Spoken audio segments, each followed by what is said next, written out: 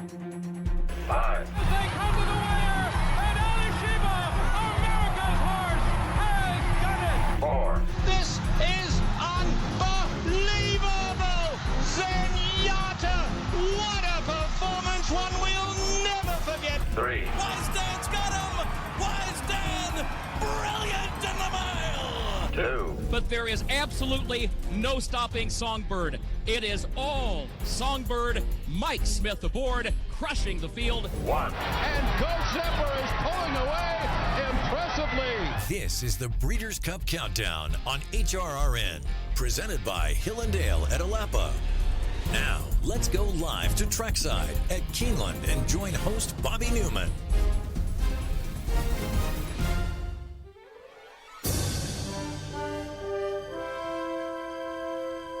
And a pleasant good morning, everybody. Welcome to another edition of the Breeders' Cup Countdown, presented by Hillendale at Xalapa here on HRRN. I'm Bobby Neuman alongside Jude Feld. We are trackside at Keeneland.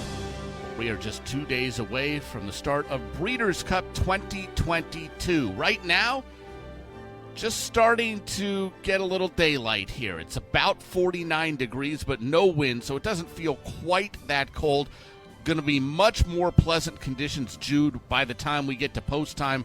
Friday and Saturday going to be in the mid-70s both Friday and Saturday. Saturday going to be windy, probably close to 20-mile-an-hour winds, so I don't know if that affects people's handicapping at all. Thankfully, the rain that is in the forecast is probably not going to hit until after the races Saturday night, so really great conditions both Breeders' Cup Friday and Saturday. Yeah, and even that rain is not supposed to be that big of a deal, so like just little fractions of an inch, so we're probably in pretty good shape. Nice temperature wise, which will help a lot of people, and the ladies that have organized their outfits for the last several weeks should know what to pack by now. Yeah, you and I are a lot less, we're not as concerned with that. We're wearing the same thing no matter what the weather is. Can tell you right now that the tractors just got off the track,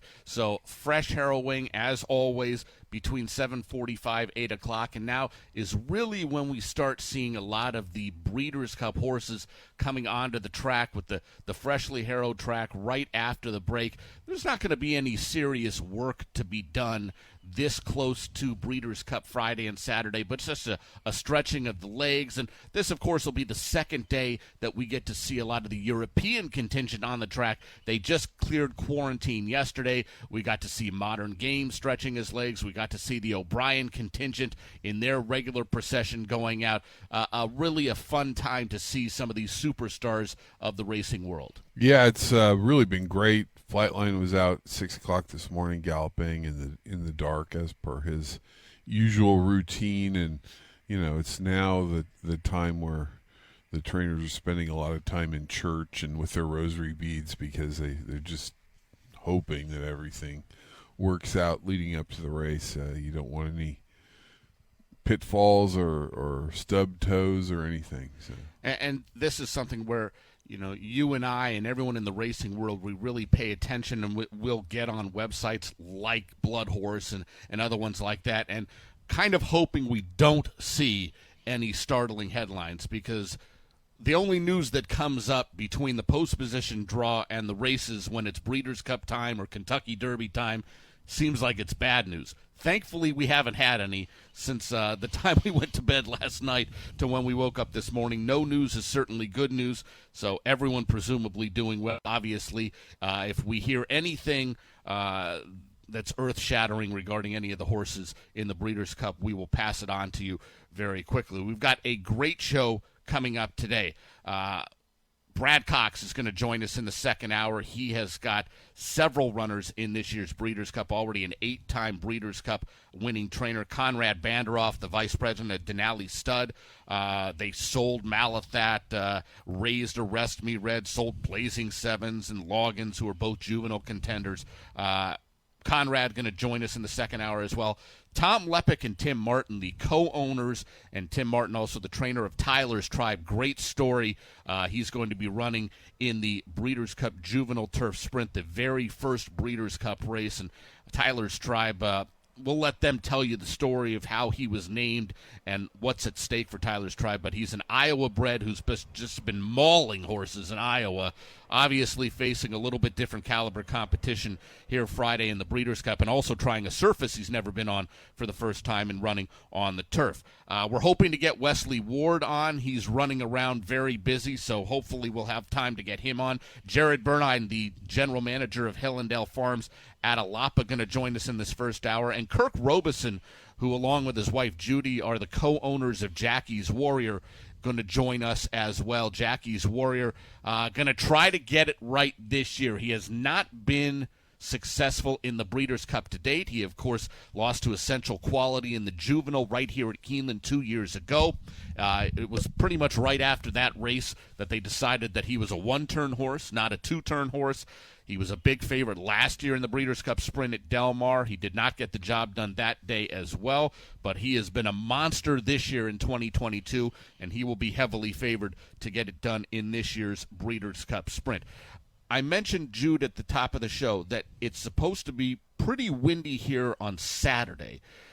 Do you personally do anything as far as handicapping-wise, as far like changing or looking for different things? Are you looking for horses that are covered up and staying out of the wind, or does it not affect anything when you're handicapping? Well, I mean, it affects the race, but I don't think you can really plan on the wind and what kind of trip your horse is going to get. It just has to develop. I would pay more attention to what it does to the racetrack. The wind has a tendency to dry out the track, and it dries this track out pretty fast. So sometimes it gets to be speed favoring when it's windy because it's very dry and quick, and the come from behinders have a hard time making up ground because it's a little loose. So I would pay more attention to that than I would the actual wind and the velocity and all that stuff.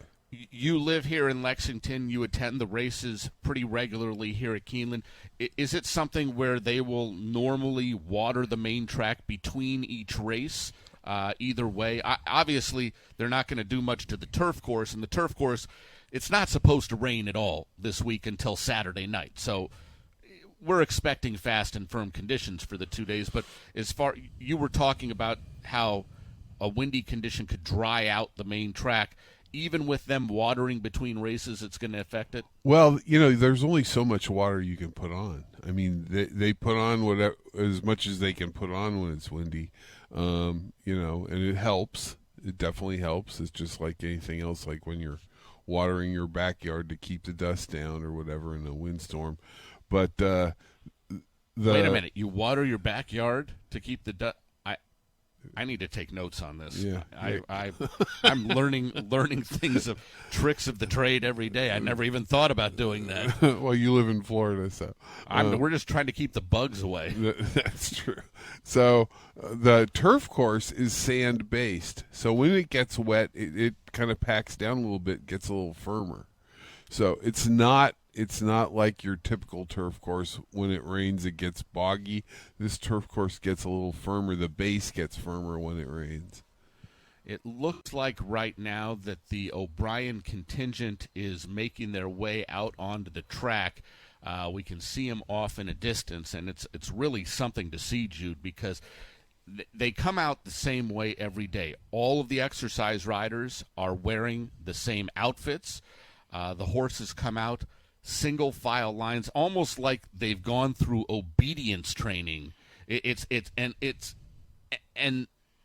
very regimented, and I'm wondering. I mean, is this something that? Why do they do? What is the purpose of this, and why do we never see it here in the States? Well, first of all, Aidan O'Brien has a lot of horses. I was told yesterday that in Europe sometimes he sends out 90 horse sets, which a set is a group of horses from a particular barn that goes out together. So if he's sending out 90 horses at a time, I mean, that's like here that would be like 3 barns worth of horses. The only other guy that I know that kind of trains that way is Todd Pletcher. If you've ever gone to Todd's barn in Florida and you watch him bring a set out, he might have 20 to 25 horses, and it's so impressive. You know, Todd brings the horses out and he goes over each one. He feels their legs. He talks to the riders. The riders are all hanging out in the coffee room. They walk out like they're coming out of the jocks room. It's almost like watching a mini race. You know, that they get their instructions. They get on the horses. They walk them around a few turns and then go out to the racetrack. It's when you have a big operation like that, you really have to be organized. And the more things can stay the same, the easier it is to negotiate that amount of horses. You know, if you got a small barn like I used to have, 14 horses or whatever, you can take them out 1 or 2 at a time and you're fine. But when you never sent all 14 out at the same time. No, I did have enough saddle towels for that, but yeah, I mean, I can't even imagine 90 horses at a time going out to train, and they don't train on a racetrack either. They're training out in the country. They're training in a lot of times in fields or in grassy areas and gallops that are wide and immense. I mean, you can't even imagine. So it's fantastic. It's really amazing to watch. All right, we're going to take our first break. When we come back, we're going to be joined by Kirk Robison, who's a co-owner of Jackie's Warrior, going to be the heavy favorite in this year's Breeders' Cup Sprint. You're listening to the Breeders' Cup Countdown presented by Hillendale at Xalapa on HRRN. Curling, the classic sire. They're off in the Derby City Disdain. An obligatory, and it's got to be Clariere in the Tip Stakes. Nest, much the best. She won by better than 10 lengths in this coaching club. American Oaks, Cody's Wish, with the upset in the Fargo. And Malathon has won the Personal Ensign Stakes. Curling, standing at Hillendale. From a world-class team of equine industry leaders with international breadth that honors history, tradition, and the sport comes business advisory expertise, providing strategic tax compliance and operational services with innovation and determined persistence. Located in the heart of horse country, Dean Dorton is revered for visionary guidance in equine accounting, tax, and business consulting. Dean Dorton. Tax, technology, outsourced accounting. Visit deandorton.com for all your equine operation needs. Adina Stallions set the gold standard, all #1 in their category. Point of entry, the #1 stallion by black type and greatest stakes winners standing in Canada. A wild finish coming here, and point of entry. Oh, the classy point of entry would not be denied. Shaman Ghost, the #1 second crop sire standing in Canada. It's Shaman Ghost, an overwhelming force in the last 16th of a mile. Shaman Ghost has beaten Midnight Storm. Signature Red, the #1 stallion by percentage of black type winners standing in Canada. Signature Red won his second Highlander in a row. And Silent Name, the #1 stallion by percentage of black type performers standing in Canada. A list that includes Grade 1 winner Silent Poet. Silent Poet in front. Admiralty Pier out the ground, but Silent Poet has won the Highlander Stakes. Adina Stallions, setting the gold standard. Visit adinastallions.com. Denali Stud is a perennial leading consignor with 3 decades of raising and selling Saturday afternoon horses. No catching, Malathat, winning the Juddmonte Spinster. But his Blazing Sevens to pull off the upset in the Grade 1 Champagne. Denali sold leading Breeders' Cup Distaff contender Malathot, along with Breeders' Cup juvenile contenders Blazing Sevens and Longines, and raised Arrest Me Red, pointed to the Breeders' Cup Turf Sprint. Denali Stud, where attention to detail is standard. After the Breeders' Cup, the sports focus will turn to Fasig-Tipton for the world's premier breeding stock event. Over 60 graded stakes winners or producers catalog, 30 of which are Grade 1. Offering champions, Breeders' Cup winners, a Royal Ascot star, and 3 Kentucky Oaks winners, plus 180 selected weanlings, all in one spectacular session. The November Sale, Sunday, November 6th at Fasig-Tipton in Lexington, Kentucky. Where will you be? Hi, my name is Alan Garcia. My name is Paco Lopez. This is Jose Lescano. This is jockey Emma Jane Wilson, and you're listening to the Horse Racing Radio Network. This is the Breeders' Cup Countdown, presented by Hillandale at Xalapa. Now the field comes to the top of the stretch. Mount Livermore on the inside. Smile is right at his neck. Here comes Precisionist, and he's charging down the middle of the racetrack. And then by the back, the mare Committed is racing in for it. They're inside the final furlong. Smile, Mount Livermore. Precisionist surging. Smile is short laid. Precisionist down the outside. Mount Livermore toward the rail. What a finish. Here comes Precisionist to snatch the victory in the final strides. And there is Precisionist. He was the winner, stalking the early pace, and it was a quick one. 22 flat, 44 and 4, and the final time for this 6 furlongs, 1:08 and 2. Chris McCarron and Precisionist to win the Breeders' Cup Sprint. Tom Durkin on the call of the 1985 Breeders' Cup Sprint won by Precisionist. That was the only Breeders' Cup ever held at Aqueduct. Welcome back to the Breeders' Cup Countdown presented by Hillandale at Xalapa. Bobby Neuman, Jude Feld. Jude, I don't know about you. You were training in the 80s. I was going to the racetrack in California and Los Angeles in the 80s. Precisionist was a horse that before he ever ran was rumored to be the best horse on the grounds, and it turned out he was the best horse on the grounds. He had some battles with Grainton and horses like that, but he was a horse who was good enough at 6 furlongs to win the Breeders' Cup Sprint and good enough to be running in races like the Big Cap at 1.25 miles. He was a phenomenal runner for Ross Fenstermaker. Oh, yeah, no doubt about it. Mr. Hooper's horse, and Ross did a great job training him. I mean, just a beautiful animal and very charismatic. People loved that horse. They would, line up to see him, and he was a star, no question about it.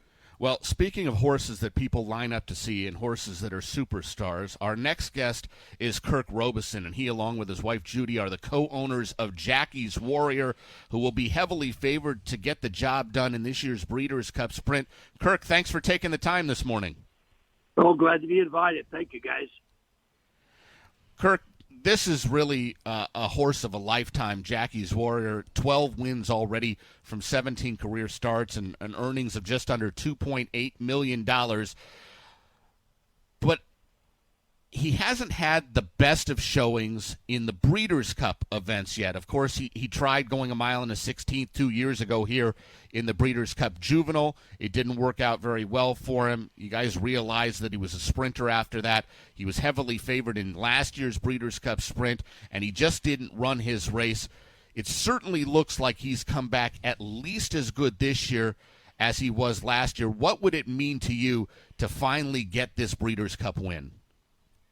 Well, it meant a lot, and you're exactly right. After we go on a route race as a 2-year-old, we realized we had a top sprinter, and he turned out to be exactly that. Last year, unfortunately, he came out of that race with a knee chip, and it's not an excuse, but the truth is he chipped that. I don't know when he chipped the knee, but he didn't run his best.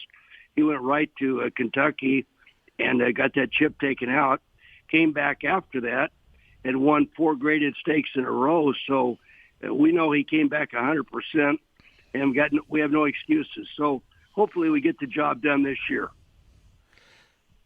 He's such a cool horse and an Asmussen family favorite. They pretty much live and die with this horse. I mean, it's incredible to watch them in the box before the races and how excited they are that he's running and how happy they are with him, and when he loses, which is very rarely, how dejected they are after the race. So, I mean, it's a lot of responsibility, I guess, when you have a horse like that. But, I mean, it really touches me that they are so into this horse. Well, Steve bought this horse as a yearling, and at Keeneland, September, and he buys my yearlings. All we do is vet them out, and if they vet out, he bids on them based on what he thinks they might bring, and then we take some of those home, and the ones that go to Laredo are broken by Steve's dad, and so it is a family affair. So Steve buys the horse, he eventually trains the horse, and his dad breaks the horse. So it's always in the hands of an Asmussen from the first day. So that's right. They're well connected, those horses, and this horse has been a dream horse from, well, he was an incredible horse to begin with. I mean, he won his maiden first out at Churchill. Then he won a stake at Saratoga. Then he won the Grade 1 Hopeful. Then he won the Grade 1 Champagne. So, my golly, he was 4 for 4 with 2 Grade 1 wins. How many colts get to do that? Not very many. So they're into this horse for a reason, because he's a very high performer. He really is. Kirk, you mentioned that Steve bought this horse and raised it and everything. When do you get involved? Is this something where he's letting you know before he bids on Jackie's Warrior that he has a horse that you may be interested in, or is it after he makes the purchase that he kind of, introduces the thought of Jackie's Warrior to you and Judy? No, the way it works for us, he gets a short list. And they text it to me during the sale, maybe once or twice a day. Gives me 5 or 6 horses to vet out, and we have the vet to do the vet work on them. If they don't vet out, we don't bid. I don't want a problem horse. It's hard enough to get a horse to the winner's circle without having a horse that's got some problems physically. So I say which ones I don't want to bid on based on the vet report. But after that, it's all Steve.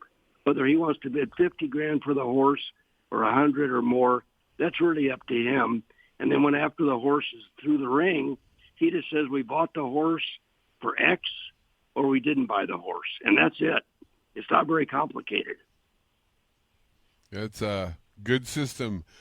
Can you explain to our listeners what a pleasure it is to have horses with Steve? My brothers and I had the first More Than Ready Stakes winner with Steve, and it was just a great experience. I mean, he knew everything about that horse whenever you called him. And talk about that a minute, what that relationship is like. Well, I don't know anybody that's more into their job than Steve. Any job, anybody, he lives it every day, all day. His wife and family and dad, mom, the kids, they all live it. And it's just really unbelievable. I mean, if you go to Saratoga, his kids are there with him, and they've got other things to do, but they're at Saratoga, or they go to Kentucky. So it's a family affair. But Steve has a terrific capacity to handle lots of horses. He has horses probably today at Lone Star, Remington, Kentucky, going to Oak Lawn. And when you have that many horses, that many different places, you have to wonder, and people have asked this, how does he possibly know what's going on with each horse when he doesn't see them every day? And I think it's an honest question. But the answer is, I think he just has the capacity to know what horses are doing and communicating with all of his assistants to let them know what he wants them to do. So if they worked a half mile in 49 seconds that morning, he kind of knows it. And it's done for 20 or 30 horses. How he does that, I don't know, but he does a damn good job of it. Speaking with Kirk Robison, who is a co-owner along with his wife Judy of Jackie's Warrior, who will be heavily favored to get the win in this year's Breeders' Cup Sprint. Kirk, I hate to ask this, but once the Breeders' Cup Sprint is over, win or lose, what are the plans for Jackie's Warrior going forward? Well, I sold the breeding rights to him, to Spendthrift, after his 2-year-old win in the Hopeful. They wanted the horse, and I had never sold the horse to go to stud, so I was kind of winging it on how to do that. But I got some good legal advice and made a deal with Spendthrift, and that we made a good deal. Got money on the front end just to sell the breeding rights. They originally wanted to buy part of the horse when he was a 2-year-old. And I said, I don't want to do that. I want to have the horse in our name, and I want to have Steve guide the horse to his career. And they agreed to that. And then they modified their offer and said, we want to buy the breeding rights. And I said, well, I want to run him though through his 4-year-old year. I don't want to quit on him after a 3-year-old. and they agreed to that. So it was a very amicable, easy negotiation. So, and I said at the time, I want to cut this deal before the Champagne because he may not win the Champagne. And if he doesn't, then you're going to diminish the value of the horse. So that was okay with them. We cut the deal after the hopeful, after he'd won, and then he went on to win the Champagne, and the deal was done. So he goes to stud after this race on Saturday to go to stud at Spendthrift, and I've got a bunch of mares going to him, so that his racing career is over after Saturday. And I'm very confident in the horse. I think the draw was really good. I like that 9-hole. I think he can sit outside. If there's any speed on the inside that wants to go faster than he does for the first part of the race, we can do that easily. Nobody knows the horse like Joel. He'll be sitting on the horse ready to do whatever he's got to do. So we're very excited and we're very optimistic. Well, Kirk, we really appreciate you taking the time this morning to join us. Wish you the best of luck on Saturday. You got a superstar in Jackie's Warrior, and it sounds like he's going to have a good career after racing this Saturday with his buddy, with the folks at Spendthrift. They do a great job there, and we'll look forward to seeing his babies in just a few years. Well, it'll happen. He's going to be very popular in the breeding shed. We know that. Well, I appreciate you guys calling me. Thank you very much. All right, Kirk, thank you so much. Best of luck on Saturday. Kirk Robison, co-owner with his wife Judy of Jackie's Warrior. Jude, who will be trying to make the third time the charm in the Breeders' Cup. He did not get the job done going 2 turns as a juvenile here 2 years ago when he was facing Essential Quality and others in a race that was probably just a little bit too far for him. Last year, as Kirk mentioned, he had a little bit of a mishap during the race. He was injured and had to take some time off after fading as the heavy favorite in the Breeders' Cup Sprint. By all accounts, he is doing great since he's gotten here to Keeneland. He has had a stellar 2022 campaign. He's 4-5 on the morning line. I think if you like Jackie's Warrior, you would be happy to get 4-5 on him. He'll probably be lower than that. He's one of the biggest favorites we will have on Breeders' Cup Saturday. Yeah, I mean, he's a tremendous horse, and it's really nice for Mr. Robison to have a horse of that quality, and he's put a lot of money in this game, and he's a very enthusiastic owner, and certainly wish him the best of luck this weekend. All right, we are going to take a break. When we come back, we are going to talk to Jared Burdine. He's the general manager of Hallandale Farms at Xalapa. They are represented by 16 runners in this year's edition of the Breeders' Cup. This is the Horse Racing Radio Network, your exclusive home for the Breeders' Cup World Championships. You're listening to Eclipse Thoroughbred Partners Week on the Horse Racing Radio Network. Eclipse Thoroughbred Partners.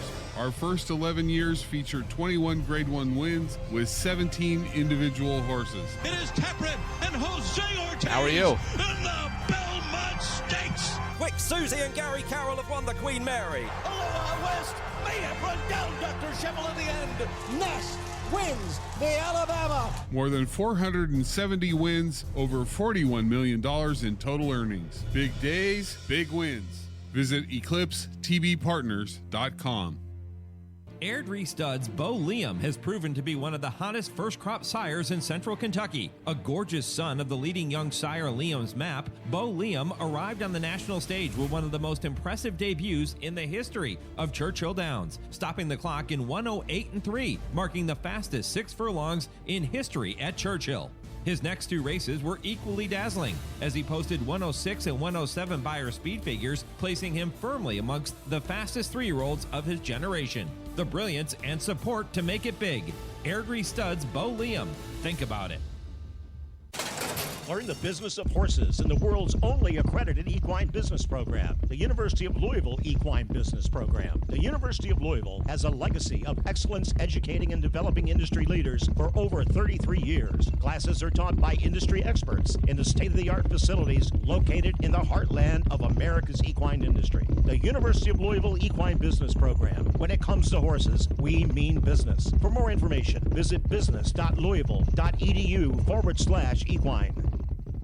Undefeated Iowa-bred Tyler's Tribe is on his way to the Breeders' Cup. And this summer, Iowa Derby winner Ain't Life Grand competed in the Travers Stakes. Iowa breds are raising Iowa's standards. With a steady increase in the Iowa foal crop and lucrative 12% Breeders' Awards for first place and 6% for second through fourth, it's easy to see why.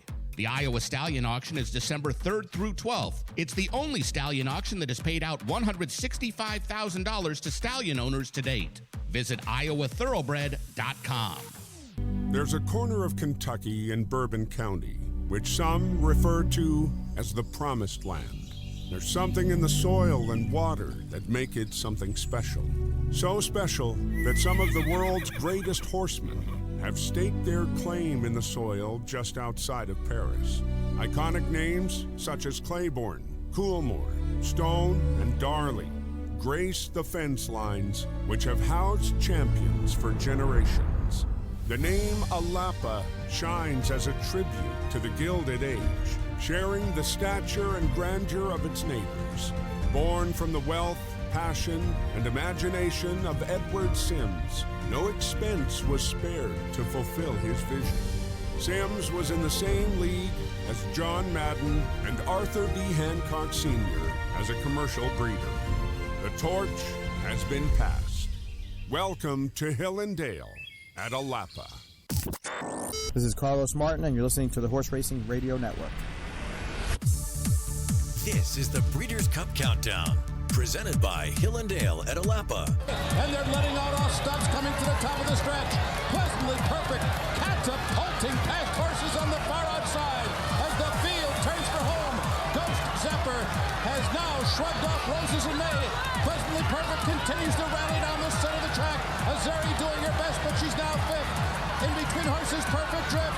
Ghost Zapper kicking clear, and Ghost Zapper is pulling away impressively. And a pumped-up Javier Castellano, they have soundly defeated Roses in May. Pleasantly Perfect was a well-beaten third. Perfect Drift was fourth. Welcome back. This is Eclipse Thoroughbred Partners Week here on HRRN. Bobby Neuman, Jude Feld here for the Breeders' Cup Countdown presented by Hill and Dale at Xalapa. That was Ghost Zapper winning the 2004 Breeders' Cup Classic. Jude, Ghost Zapper's a name that's come up a lot this year because people who are watching Flightline on the racetrack, horse that he's most compared to is Ghost Zapper because speed figure wise they're very similar, and the fans of Ghost Zapper are saying, "Wow, Flightline's no Ghost Zapper," and the fans of or vice versa. I can only say this: I'm not really sure who was better on the racetrack. If Flightline is even close to the same as Ghost Zapper off the racetrack when he becomes a stallion, they're going to be very, very happy. I'm sure the folks at Hill and Dale at Xalapa are very, very happy with Ghost Zapper and all their other tremendous stallions. We're joined now by Jared Burdine. He is the general manager of Hill and Dale Farms at Xalapa. Jared, Ghost Zapper was a phenom on the racetrack. He has been awesome in the breeding shed too. He has. He's a living legend. Honored that Mr. Stronach had sent him over to us to finish out his stallion career. But he is absolutely a living legend. My son gets strange looks every so often because he tells everybody that we have a horse on the farm that was better than Secretariat. To the casual fan, everybody knows that, but they don't. The casual fan doesn't always know Ghost Zapper too. But he goes he's adamant that Ghost Zapper was better than Secretariat. So I agree with him. This year is no different as far as the Breeders' Cup involvement with Hill and Dale. Your stallions represented by 6 runners on Breeders' Cup Friday, 10 runners on Saturday, including, strangely enough, possibly the favorite, second favorite, and third favorite in the distaff with Nest, Malathat, and Clairiere. Yeah, we've had the exacta a couple times with curling Grade 1 fillies this year. The trifecta would be great on the world's biggest stage here. Yeah, that's quite a feat. I mean, it's just really amazing to have those 3 fillies in the same race. And that, to me, every year is possibly the best race. I mean, it's always a contentious race, and this year is certainly no different. It is. It is. they the 3-year-old Nest has been absolutely special, and then the 2 older mares that look like they're rounded into form just at the right time as well. I was reading some comments last night about the race, and people were saying Malafat, she loves Keeneland, and like Nest doesn't love Keeneland. Yeah, I mean, they're all good. I mean, yep, should be a fair track, and they're maybe all great. Who knows? Yep. Curlin's he's got 7 runners on the weekend. Following up with that he's got hopefully the favorite for the dirt mile and Cody's Wish there with Darley, and then Juddmont's Obligatory in the filly and mare sprint. Elite Powers in the sprint with returning champion Jackie's Warrior, who's by McLean's Music. And then the 2-year-old filly, Chad did it with Good Magic, who's got 3 entrants as well too. Is breaking their maiden in the Breeders' Cup, and he's coming back with another juvenile Curlin and Raging Sea and the juvenile fillies. So also Vegas Magic, who's by Good Magic, is in there too. Mentioned 3 runners in the distaff, 4 in the juvenile. Yeah, if 4 I'm out right. of 10. Yeah, Blazing Sevens, Curly Jack, Forte, and Lost Ark. How important is it for Hillendale Farms at Xalapa to, have one of their stallions' offspring win a Breeders' Cup race? I mean, this weekend is the ultimate accolade for a racehorse. Everybody's trying to, you're trying to breed a racehorse, and the stallions are proven on the track there too. You can do all the marketing that you want, but when they produce it on the track, everybody sees it, and that sells the stallion more than anything. When we're talking about a horse like Jackie's Warrior, who's by McLean's Music, Curlin, everyone knows Curlin and his accolades both on and off the racetrack. Go Sapper is getting to that range as well. McLean's Music, not as big a name as Curlin or Go Sapper, but a win in the Breeders' Cup by Jackie's Warrior, I mean, that's just got to be night and day recognition for this stallion. Yeah, it's huge. Unfortunately, he only got the 1 start, but he had the brilliance and a great horseman like Steve Asmussen. He told us when he retired like this. He said that this horse breathes different air. So he had it there and had the unfortunate reaction to removing a splint bone, or he could have been, talked about like a flight line possibly too. But he had that brilliance in that maiden special weight win. You just don't, run 1-1-14 buyer in your first start. Like you look through the PPs and there's not many on Breeders' Cup Day, and there's not many 1-14s, period, let alone a horse that can do it in their first start. So do you have to sell people on the idea of breeding to McLean's Music, or do they just know about this? In the first years, we kind of we did, and we actively, we believe in this horse. John and Stone Street both, supported the horse really well. Out of his first crop, we got Cloud Computing, a Preakness winner, who we bred. McLean's Music loves AP Indy line mares. She was an AP Indy mare. Longer stretch, that's where you get the classic distance. So he's not pigeonholed just as a sprinter. If you breed a distance AP Indy line or even Stormcat, he loves many different lines, but he can get you a classic winner as well. But he imports a lot of speed too. So. Yeah. Well, Cloud Computing, like on training up to Preakness, there was no better horse on the grounds. Yeah. I mean, he was just a freak. Yeah. When you'd watch him train, I thought he was the biggest cinch of the day. Yeah. But he was a beautiful horse too. His sons are producing. A lot of people are breeding to the sons now. The Complexity bred a lot of mares at Airdrie there too, and so it sounds like Jackie's Warrior is getting a lot of good reception. Who's going to retire and stay in next year, but McLean's Music, he's still the ultimate source of it there too. Like he's a very fertile horse too. I joke that he walks past mares and gets them in foal sometimes too. They used to say that about you, didn't they? Speaking with Jared Burdine, the general manager at Hillendale Farms at Xalapa, where Curlin stands and Go Sapper stands, and horses like Good Magic and McLean's Music and Midnight Loot, Violence. Jared, one of the names on the stallion list at your farm is Charlatan, and he's probably the newest kid on the block. How's he been doing? How has the response to him being a stallion been so far? He bred a phenomenal group of initial mares. Like it rivals any initial freshman sire we've ever had, and I would put it up against most stallions that stand up for six figures. He handled it well. He bred over 200 mares. Did well.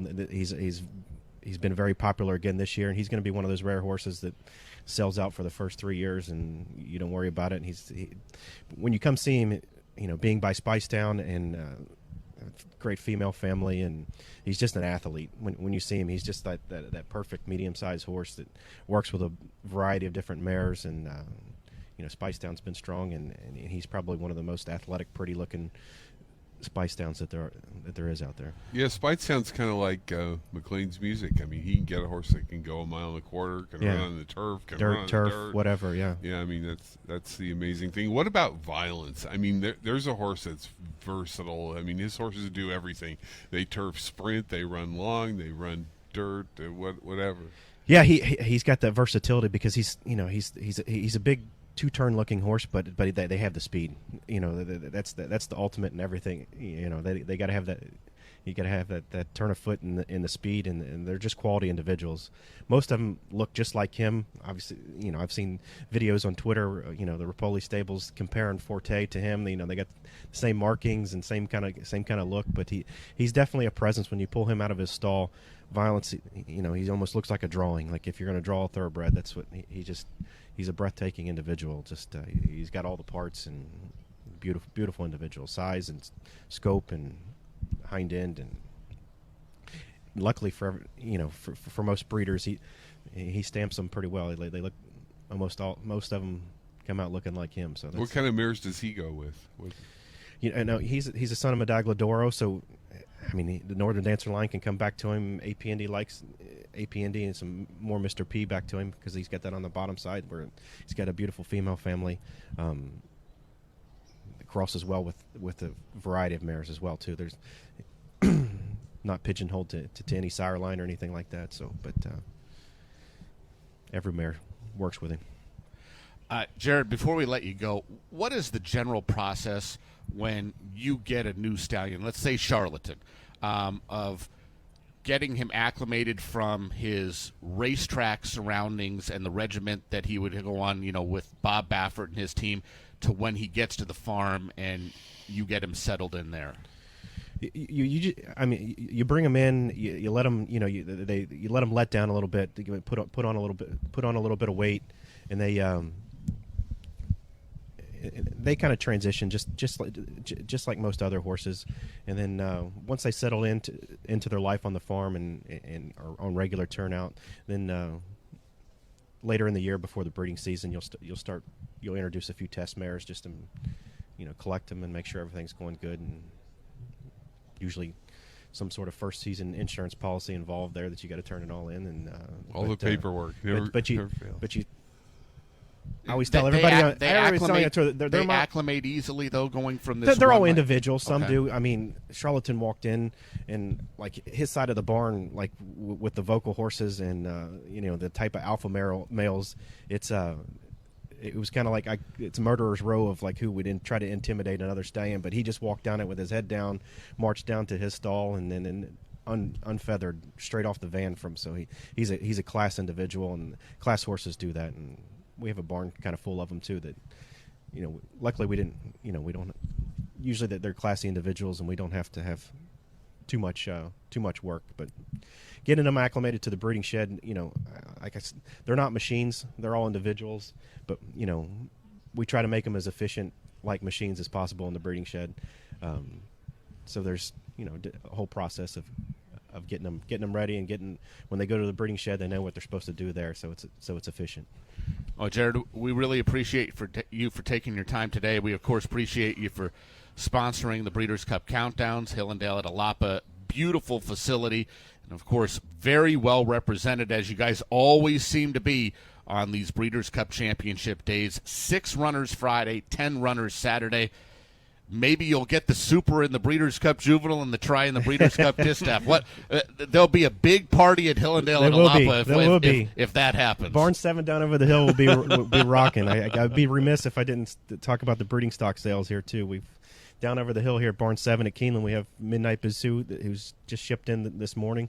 We'll be showing this weekend. And over at Fazig, we have a host of Greatest Stakes winners and Grade 1 winners, headlined by Gamine.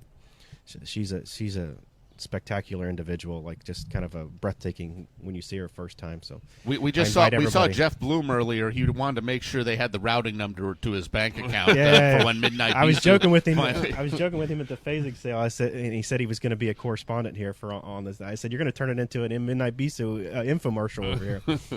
Yeah, that's no. We're going to just play constant Monomoy girl rejoins when it comes to that. But Jared, we really appreciate you taking the time, and thank you for everything you do, and wish you the best of luck with all the representations Friday and Saturday. Appreciate you guys. All right, Jared Burdine, General Manager at Hillendale Farms at Xalapa, one of the most beautiful places on earth. Yeah, it's spectacular. I mean, I just love that place. All right, we are going to take a break. When we come back, we're going to switch gears a little bit and be joined by Billy Koch, who has been involved in racing for a long, long time, mainly owning horses, Little Red Feather Racing. He likes to play the horses as well, and we're going to pick his brain on this upcoming Friday and Saturday here at Breeders' Cup Championship Days here at Keeneland. You're listening to the Breeders' Cup Countdown, presented by Hillendale at Xalapa on HRRN. Curly, the classic sire. They're off in the Derby City Distaff. And obligatory, and it's got to be Clariere in the Fifth Stakes. Nest, much the best. She won by better than 10 lengths in this coaching club. American Oaks, Cody's Wish, with the upset in the Fargo. And Malathon has won the Personal Ensign Stakes. Curly, standing at Hillendale. For more than 4 decades, Kip Elzer's Kirkwood Stables has developed a reputation as a top pinhooker with an exceptional ability to prep 2-year-olds. Kip's travels to Europe and New Zealand have opened numerous opportunities, which he is excited to share with all of his clients as he invites you to be part of his newest venture and reap the benefits of his lifelong experience, from steeplechasing to pinhooking, breeding, racing, and everything in between. We're going to do more partnerships. I think a lot of people are learning that when you have success, it's fun to share. That's probably what we're going to do more with. Other than that, it's just various areas, whether it's yearlings, weanlings, horses of racing age, just trying to find good value in the market, find a good horse, go on, make some money, and have some fun. Contact Kip today at kirkwoodstables.com to discuss new, exciting ideas for your equine investments while experiencing more fun participating in the upside. Gulfstream Park Sunshine Meet offers live thoroughbred racing Friday through Sunday this fall, with stakes races on October 8th, 29th, November 4th, 5th, and 19th. There's plenty of action to bet on. Join us for thrilling action around every turn and delectable hospitality. And enjoy the races outdoors at the new Carousel Club, or cool off in a private suite, or our trackside restaurants and pubs. For reservations, tickets, and more, head to GulfstreamPark.com. DeMarchelier offers breeders a rare opportunity as the only son of Dubawi standing in Kentucky. Dubawi, one of the world's most celebrated stallions, is now a sire of sires. His top sons at stud are making a name for themselves across the globe. With a picture-perfect pedigree, this son of Dubawi brings one of the world's most potent bloodlines to America. DeMarchelier, standing at Claiborne Farm. Airdrie Stud's Bo Liam has proven to be one of the hottest first-crop sires in central Kentucky. A gorgeous son of the leading young sire Liam's Map, Bo Liam arrived on the national stage with one of the most impressive debuts in the history of Churchill Downs, stopping the clock in 1:08.3, marking the fastest 6 furlongs in history at Churchill. His next 2 races were equally dazzling, as he posted 106 and 107 Beyer speed figures, placing him firmly amongst the fastest 3-year-olds of his generation. The brilliance and support to make it big. Airdrie Stud's Bo Liam. Think about it.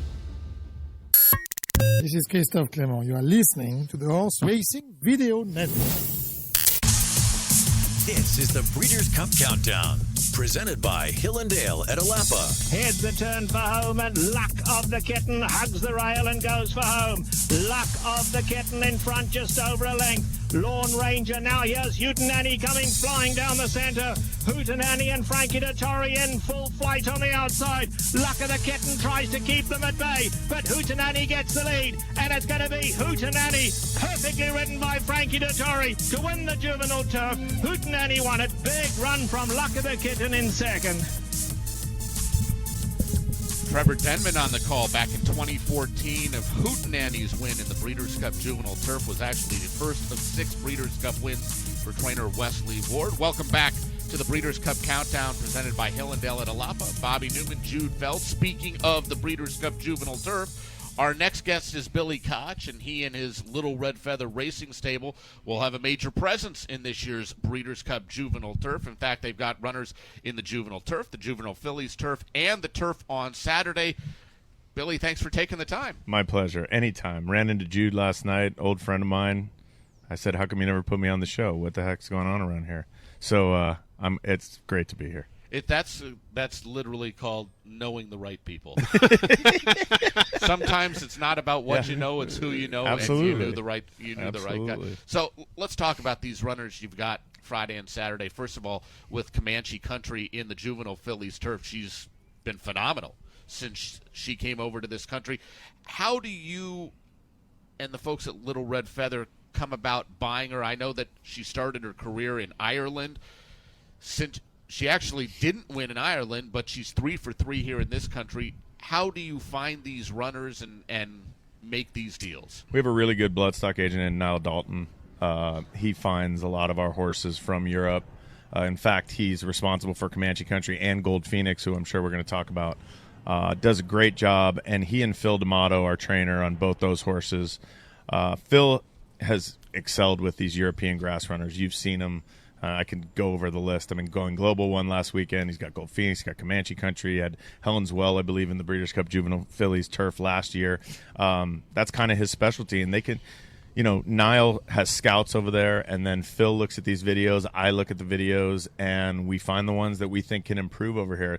This filly, we thought she'd like the firmer ground in California. That was one of the reasons we moved her. She was really coming from a small barn who did a great job with her, but we thought with Phil we could, we had a chance to really move her up, and she's done nothing wrong since she's come here. It's just been an amazing ride for our partners, winning those one stake at Del Mar and then the Surfer Girl to Grade 3 at Santa Anita that kind of pushed us into this race. So it's exciting. It's very competitive now to do what you do. And to find those horses. In the old days, there was only 1 or 2 people doing it, and they'd bring horses over, and Whittingham would get them, and right. that was that. Right. But now everybody tries to do that because people love grass racing now in the United States way more than they used to, and it's tough. So you have to keep your competitive edge, and I know that's not easy. Do you try to keep everything under wraps? Or I get your emails and we're gonna let you know about this horse on Thursday. It's funny. You're right. It is super competitive, but you have to remember we're primarily in Southern California, and there's a guy out there with white hair who kind of dominates dirt racing. Makes it very difficult. So we found this really nice niche in bringing these Europeans over. And we had Fashion Business a couple years ago. He won the Del Mar Handicap.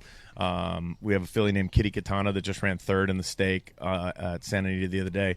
So we found this nice little niche, and we have the right trainer and the right bloodstock agent to get it done. I think it really helps when you have a guy like Phil D'Amato who is so good at what he does, and also, a great friend and a good guy, and really works hard and has a great crew. And your Breeders' Cup experience goes all the way back to Singletary. The Donnie Chatlos, my old assistant. Donnie Chatlos. Yeah, he's not around here in Kentucky. Yeah, he's that day. Listen, I don't know what the how long we can talk about that. It happened in 2004. I can't believe we're all still here. Hey, we were talking about Ghost Sapper earlier. There you go. That was the same card. Absolutely. It was an amazing day that day at Lone Star. One we'll never forget, and it was it really put us all on the map, and it it really changed my life, to be honest with you. I mean, I didn't know that this would ultimately end up as my profession. I think I'm completely blessed, amazingly lucky, and Singletary really, to his credit, and to Donnie and David Flores, and even David Mia was our exercise rider. So it was a good team, and really started the career of Little Red Feather. I got more Singletary updates than I ever thought I would. And I didn't know Billy back at the time, but my family knew a gentleman named Bruce Corwin. Yeah, who recently passed. And was a very nice guy. And Bruce and Tony very Corwin nice guy, and the best. David Corwin, yeah, son. Absolutely. And anytime Singletary would be entered or would work, I'd get emails. And it's not like Bruce and I would regularly speak, but he was so excited about having a piece of being on part of Little Red Feather with Singletary, and obviously, let's face it, that for many people is a horse of a lifetime. Absolutely. If it wasn't for Bruce Corwin, there would be no Little Red Feather. He was the one who gave me my start. He sent me out with a budget to go buy 3 horses. I had no money. I didn't really know what I was doing. Sent Don to Ocala, and one of the horses we bought with that money that Bruce loaned us was Singletary.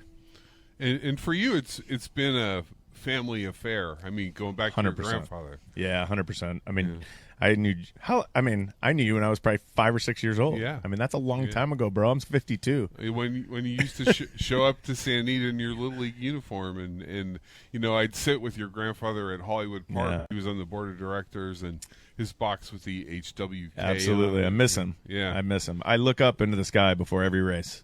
So I definitely miss him, and there's a lot of people to credit. Trust me. Again, very lucky, fortunate that my grandfather would take me to the track. We'd stand on the backstretch at Hollywood Park and we'd talk to the jockeys back there on the way to the gate, and everybody. You used to be everybody able to loved bet it. there was like a little window. It was there. amazing. I used to go we used there to with eat my at that uncle. track kitchen. Yeah, it was awesome. Yeah. Awesome. John Gosden used to come in the morning and have his prunes. I always thought that was the classic. Yeah, we had a horse with Gosden. Do you remember that horse?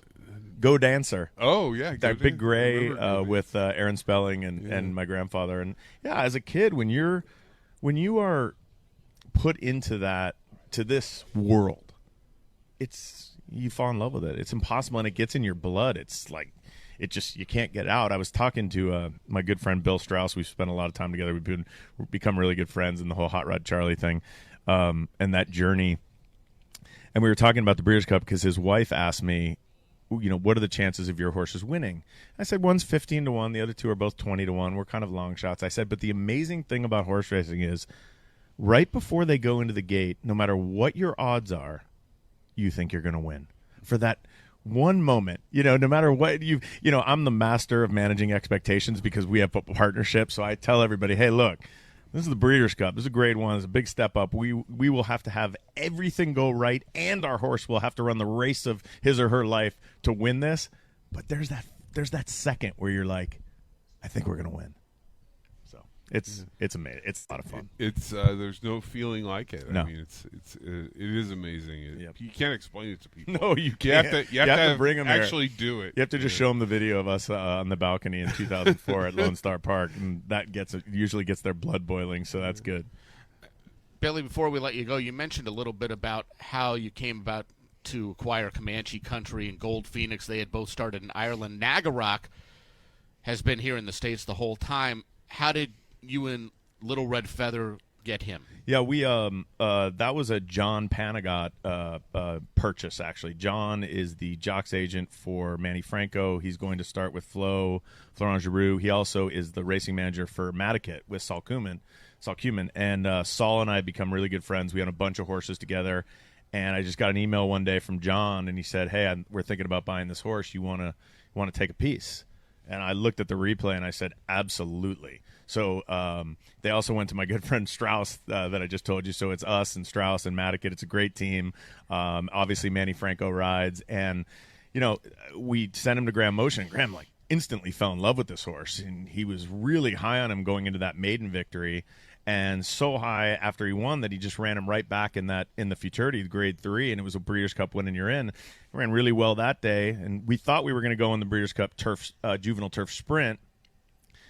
We looked at that race. There's so much speed in there. It's 5.5 furlongs. We really didn't want to cut back, and he's bred to go longer. So It should be an interesting thing. Usually you don't want to go into the biggest race of your life with something you've never done before, but he's the type of horse. He's really professional. He's really classy, and I think he's deservedly 20-1, but he's got a shot in there. And the 2-year-olds, they can change real quick. Absolutely. And tell me if this is true, Jude. You'll know this. I've heard from several people that a lot of times when a horse does something for the first time, especially stretching out on grass, it's usually their best race. Yes. Because they kind of don't know what's going on. Is that I don't know if that's true. It's true. Definitely true. And whenever you stretch a horse out, usually the first time is the best. Is the best. Well, we did that with Beer Can Man a couple of falls ago at Del Mar. He was a sprinter that we bought from Indiana privately, brought him over to Del Mar, and we won the stake. First time a mile. He's never run a mile since. Yeah. We never even tried it again. We don't want to screw it up. There you go. So 100%. Yeah. By the way, Nagarok is Corrigan spelled backwards. Yes. He was the previous trainer Correct. of this. So I'm guessing Graham Motion will be naming a horse Noitom. Noitom in the future. And I'm going to do on Hickok. Oh, interesting. Yeah. So there'll be some interesting names. We have Delef. Delef. Delef would be a good one. By the way, there was a horse, speaking of Southern California, so there was a horse that ran, I think, for Wally Dalasi way back when, who was by Bolger out of the mare I'm Coasting, and it was named Nitsakmi Reglob.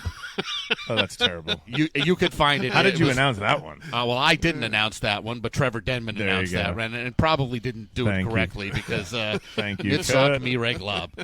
Billy, really appreciate Bobby, you I taking the time. appreciate you, guys. man. You guys have an exciting week coming up with the 2 on Friday and the 1 on Saturday, and I know you like to play the races as well. So have fun this week and best of luck. Impossible not to have fun here at the Breeders' Cup. Keeneland's done a great job, and the Breeders' Cup crew, great team effort. I mean, it's really nice to be out here, and the weather's beautiful. So let's go get them. It's supposed to get better. Let's do it. Thanks, guys. We're going to take a break. When we come back, we hope to be joined by Tom Lepic. He is one of the owners of Tyler's Tribe, the Iowa bred, who's just been mauling his competition. He is going to be one of the major players in the Breeders' Cup Juvenile Turf Sprint. This is the Horse Racing Radio Network, your exclusive home for the Breeders' Cup World Championships. There's a corner of Kentucky in Bourbon County, which some refer to as the Promised Land. There's something in the soil and water that make it something special. So special that some of the world's greatest horsemen have staked their claim in the soil just outside of Paris. Iconic names such as Claiborne, Coolmore, Stone, and Darley grace the fence lines which have housed champions for generations. The name Xalapa shines as a tribute to the Gilded Age, sharing the stature and grandeur of its neighbors. Born from the wealth, passion, and imagination of Edward Sims, no expense was spared to fulfill his vision. Sims was in the same league as John Madden and Arthur B. Hancock Sr. as a commercial breeder. The torch has been passed. Welcome to Hill and Dale at Xalapa. Racing at Keeneland continues with the 2022 Breeders' Cup. Get in on the action and wager with Keeneland Select. New accounts receive a special $100 back after you wager $200 on Keeneland Racing. Wager a total of $300 in the first 30 days and earn another $100 back with a standard sign-up bonus. Sign up at KeenelandSelect.com. Keeneland Select, mobile betting that gives back. Go to KeenelandSelect.com.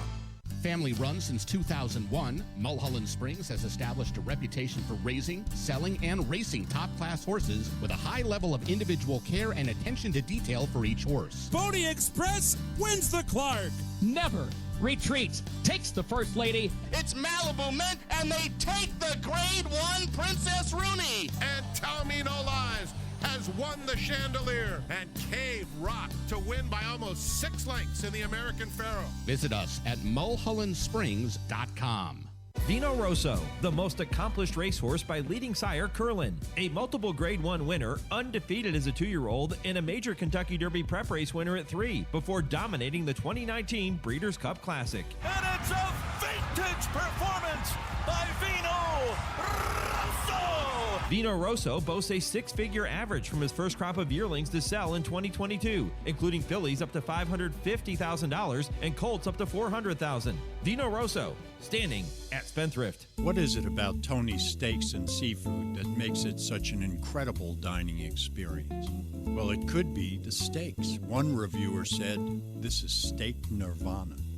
Or how about the great seafood, the incredible atmosphere and service that's unmatched anywhere? All of those things. It's Tony's of Lexington on Main Street, right across from Triangle Park. Come in and become part of Tony's family. This is Bruce Brown, and you're listening to the Horse Racing Radio Network. This is the Breeders' Cup Countdown, presented by Hillendale at Xalapa. And Ali Sheba continues to pick him up on the outside with a dramatic run toward the leaders. They are at the corner pole here at Hollywood Park, and it is Judge Angelucci on the outside. Can he go toward the rail? Ferdinand and Ali Sheba coming on from the outside. Good Command is in behind horses. They're less than a furlong out. Judge Angelucci desperate. Ferdinand right there. Ali Sheba on the outside. Ferdinand, Judge Angelucci on the outside. Ali Sheba. Ferdinand has the lead. Ali Sheba, a final surge. The two Derby winners hit the wire together. Ferdinand and Ali Sheba in a dramatic photo finish in the world's richest horse race. My favorite race call of all time, Tom Durkin in the 1987 Breeders' Cup Classic. Ferdinand, Ali Sheba, the two Derby winners, hit the wire together. In the end, it was Bill Shoemaker and Ferdinand for Charlie Whittingham getting the job done. Welcome back to the Breeders' Cup Countdown presented by Hillendale at Xalapa. Bobby Neuman, Jude Feld. Right now, let's pause 10 seconds for station identification. This is the Horse Racing Radio Network.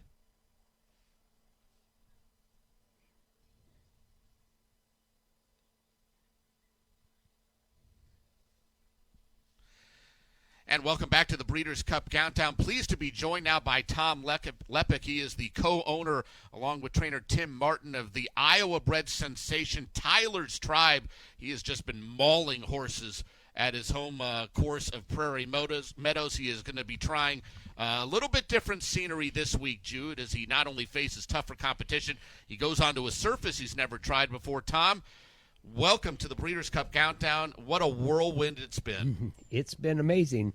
You know, the years gone by fast. We've enjoyed every minute of it. As you know, the biggest part of this whole thing was our grandson, watching him be able to be with us the whole time. On the October 24th, he was diagnosed cancer-free, so nothing can possibly beat that. But he'll be here also to be with us Friday, and we can't wait. So the horse is named Tyler's Tribe, named after your grandson Tyler. Tell us exactly what Tyler's gone through and, you know, how you came to own Tyler's Tribe. Okay. Well, Tyler's, my grandson, was diagnosed in August of 2020 with leukemia, just out of nowhere, which most of leukemia is found that way quickly. And he had been bruising, he had been tired, which was unlike him. Took him to the hospital. They immediately diagnosed it that day with leukemia, and he was on the operating table. It was supposed to be a 1-hour operation. He was there for 6.5 hours. He's gone through some rough times, but he missed his first 6 months of school after that in second grade. And the next year, I saw this horse on a video that ITBOA had put out for their sale. Fell in love with it. Called Tim Martin, told him that I wanted to buy the horse. Invited him to come in and be my partner if he wanted to. We ended up buying the horse 2 days later. Thinking, the horse isn't named. I told my wife, I said, Tyler's Tribe, what a great name to honor our grandson. She said, yeah, it'd be fantastic. So I called Tim and said, Tim, our horse isn't named. Told him the story, said I want to name him Tyler's Tribe. He said, that'd be fantastic. I'd love to have that be the name. Everybody knows, been a great journey since then. Tyler has gotten better. He was just, as I said, diagnosed cancer-free. We've won 5 straight races, and we're all going to be here at the Breeders' Cup Friday. That's fantastic. I didn't know about the horse, I have to be honest, until one afternoon I had the races on, and I heard Bobby's voice, and it was Tyler's Tribe winning, and I sent him a text after the race, and he was a little surprised I was watching Prairie Meadows in the middle of the afternoon, but I said, well, I heard your voice, and I watched, and pretty impressive. I mean, what a great record, and to think that you picked him off a video, you didn't even see him in person, you just said, that's the horse right there. Yeah. Really, really cool. Well, we're excited. It's a completely different stage, as you mentioned. We're going to be running on the turf, but we've worked on the turf twice. The first work was not very good at all because they have cones out there, and he'd never seen orange cones before, and he was jumping them. He was doing everything wrong. But our last work this Saturday was, we thought, very good, and he just galloped yesterday and loved the surface. We're excited about it. We hope that he'll break the way he always has. And we feel if we break well, we're going to be right with them. We know we're as fast as they are.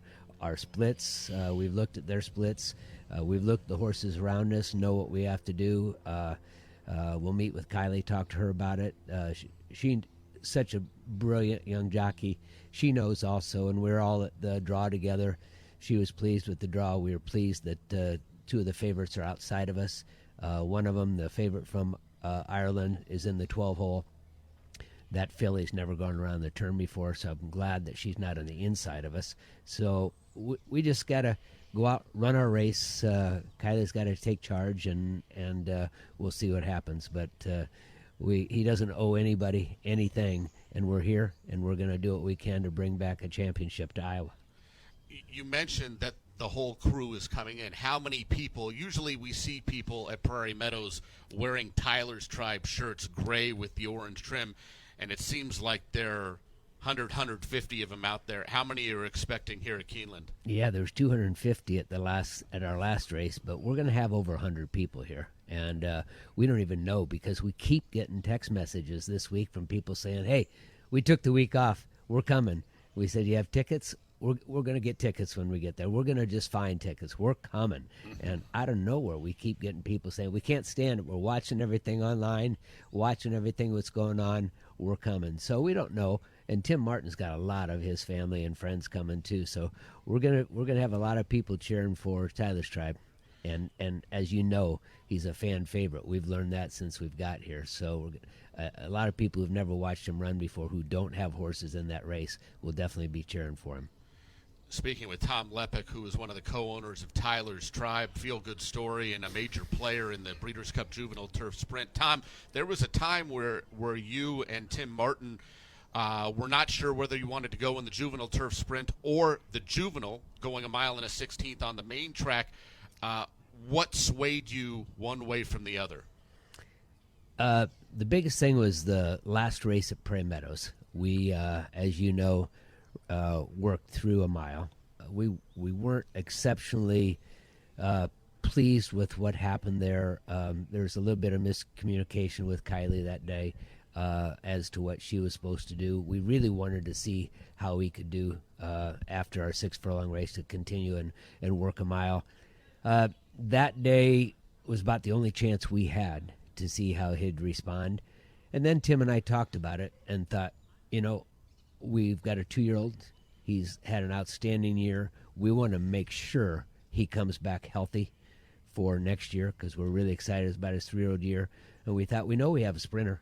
Why not go in the sprint race? We're not too concerned about the turf. He'll adapt because he's smart and he has a great stride. He has big feet, which you need. And so we just thought, let's just do what he does best and go try to beat him in the sprint.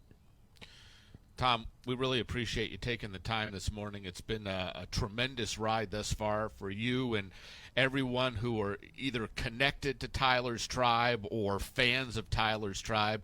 And whether people are looking to bet on or against him, it seems like everybody is rooting for Tyler's Tribe. We wish you the best of luck on Friday, my friend. I appreciate you having me on.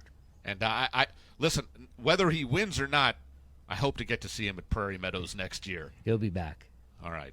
Tom Lepic, who one of the co-owners of Tyler's Tribe. Jude, a phenomenal story. It's a sad story that sounds like it's trending toward a happy ending for both his grandson Tyler, and obviously the horse is making everybody feel good. Yeah, no, that's great. I mean, it's so important to have your health, and great for Tyler. You know, I had my best friend pass away from leukemia when I was in 3rd grade, and I didn't even know he had it. So it's a heart-wrenching story, but great update there from Tom regarding his grandson, and we will see. Despite the fact that they're expecting, 45,000 people, something like that. Is it 25,000, 45? I don't know. It's going to be packed here at Keeneland. Yeah, Friday 45,000 people and 25,000 for Tyler's Tribe. Yeah, you're going to see some Tyler's Tribe shirts out there. Okay, before we go to break, want to remind everybody it is Breeders' Cup week, and while we know you all race fans out there are just as excited as we are, we also know that getting into the sport can sometimes be a challenge for newbies. That's why America's Best Racing has put together the perfect resource to share with all the non-race fans in your life. Get them excited with all the tips, tricks, and trends they need to place their first bet on the Longines Breeders' Cup Classic this weekend. Head over to americasbestracing.net or click the link on our website and in the show notes. We're going to take a break. When we come back, we're going to be joined by Brad Cox. He's an 8-time Breeders' Cup winner, and he's got major players both Friday and Saturday in this year's Breeders' Cup Championships. You're listening to the Breeders' Cup Countdown presented by Hillendale at Xalapa on HRRN. Curling, the classic sire. They're off in the Derby City Distaff. An obligatory. And it's got to be Clariere in the Fifth Stakes. Nest, much the best. She won by better than 10 lengths in this coaching club. American Oaks, Cody's Wish, with the upset in the Fargo. And Malathon has won the personal ensign stakes. Curling, standing at Hillendale. Adina Stallions set the gold standard, all #1 in their category. Point of entry, the #1 stallion by black type and greatest stakes winners standing in Canada. A wild finish coming here, and point of entry. Oh, the classy point of entry would not be denied. Shaman Ghost, the #1 second crop sire standing in Canada. It's Shaman Ghost, an overwhelming force in the last 16th of a mile. Shaman Ghost has beaten Midnight Storm. Signature Red, the #1 stallion by percentage of black type winners standing in Canada. Signature Red won his second Highlander in a row. And Silent Name, the #1 stallion by percentage of black type performers standing in Canada. A list that includes Grade 1 winner Silent Poet. Silent Poet in front. Admiralty Pier out the ground, but Silent Poet has won the Highlander Stakes. Adina Stallions, setting the gold standard. Visit adinastallions.com. Denali Stud is a perennial leading consignor with 3 decades of raising and selling Saturday afternoon horses. No catching, Malathat winning the Juddmonte Spinster, but is blazing 7s to pull off the upset in the Grade 1 Champagne. Denali sold leading Breeders' Cup Distaff contender Malathot, along with Breeders' Cup juvenile contenders Blazing 7s and Longines, and raised Arrest Me Red, pointed to the Breeders' Cup Turf Sprint. Denali Stud, where attention to detail is standard. After the Breeders' Cup, the sports focus will turn to Fasig-Tipton for the world's premier breeding stock event. Over 60 graded stakes winners or producers catalog, 30 of which are Grade 1. Offering champions, Breeders' Cup winners, a Royal Ascot star, and 3 Kentucky Oaks winners, plus 180 selected weanlings, all in one spectacular session. The November sale, Sunday, November 6th at Fasig-Tipton in Lexington, Kentucky. Where will you be? Get your favorite HRRN shows anytime. This is the Equine Forum, presented by Twin Spires. The Brisnet.com call-in show. Trainer Talk, presented by Fasig-Tipton. The Weekend Stakes Preview, presented by Naira Bets. Follow us on Podbean, Apple Podcasts, or your favorite podcast app to download our latest episodes. Or visit our website at horseracingradio.net to listen live whenever we're on the air. Don't miss a thing. Subscribe to our podcasts today. This is Joe Rocco Jr. I'm John Velasquez. My name is Victor Espinosa. This is jockey Brian Hernandez, and you're listening to HRRN. This is the Breeders' Cup Countdown, presented by Hillendale at Xalapa. Monomoy Girl is taking the lead at the top of the stretch. Blue Prize runs at her. The two of them turn for home with Midnight Bijou, third on the outside. 3/16 to go. Monomoy Girl to catch. Florent Giroux goes to an all-out drive. Blue Prize trying to stick with her. Midnight Bijou continues to move down the center. Monomoy Girl at 16th to go. Blue Prize, Wildcat finishing well on the inside. Then comes Midnight Bijou. Monomoy Girl has won the distaff. Wildcat came late for second, then Midnight Bijou and Blue Prize, and Abel Tasman was last under the wire. Larry Colmus on the call of the 2018 Breeders' Cup Distaff, the first Breeders' Cup win for our next guest, Brad Cox. Monomoy Girl getting the job done, the first of two Breeders' Cup wins in her tremendous career. Of course, she won 2 years later right here at Keeneland in the 2020 edition of the Distaff as well. Welcome back to the Breeders' Cup Countdown presented by Hillendale at Xalapa here on HRRN. Bobby Neuman, Jude Feld, pleased to be joined now by trainer Brad Cox. He's got 8 Breeders' Cup wins under his belt already, and he's going to have several chances this weekend. Brad, thanks for taking the time. Good morning, Bobby, and thanks for having me on. Brad, I know it's been a busy week for you, but a busy week, Breeders' Cup week, is nothing but good news. You've got 5 chances this Breeders' Cup weekend, including with Cyberknife in the Dirt Mile, horse that was cross-entered for both the Classic and the Dirt Mile. How did it come to pass that you decided on the shorter race as opposed to the Classic? Well, we were kind of maybe seeing if there was any defections there with the Classic after the free entries, and there were not. So we thought we would run where we would be a shorter price, I suppose.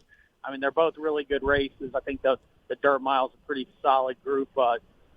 It's maybe no killers, but like obviously just a very good group. I think probably 7-8 horses could win that race. It's a pretty solid group of horses. Yeah, Cyberknife, he's capable of a big race at any time. Kind of, you don't know what day that's going to be, but he can certainly do it. No question about it. Yeah, no doubt. I mean, he's got to be a break. I think with this mile distance, he's got to be able to break and get involved. And if he does, I think he's going to be a factor. He's training well. He's been very consistent all year, and he's done nothing but actually get better all year, mentally and physically. So seem to be in a very good spot with him. Yeah, he's really improved quite a bit. At the tail end of the year, it's good to see. The horse that broke my heart was Chop Chop. What a great race Chop Chop ran, and to get beat a Nostril, I mean, it was brutal. What did you think of that race? Yeah, it broke my heart as well. It was a tough one to swallow because I felt like she ran a winning race and just come up just a touch short. But listen, the main thing is she came out of it in good order. I felt like she has moved forward from a physical standpoint. She's put on weight since. She's doing exactly what you want to see a young horse do, and that's move forward at the right time. And she likes the track here at Keeneland. So I think, obviously, having the run under her belt, she's had 3 runs this year, experience. I think if we break a little better, gives us a big shot. See how it goes. Brad, Chop Chop was 2 for 2 on the turf to start her career.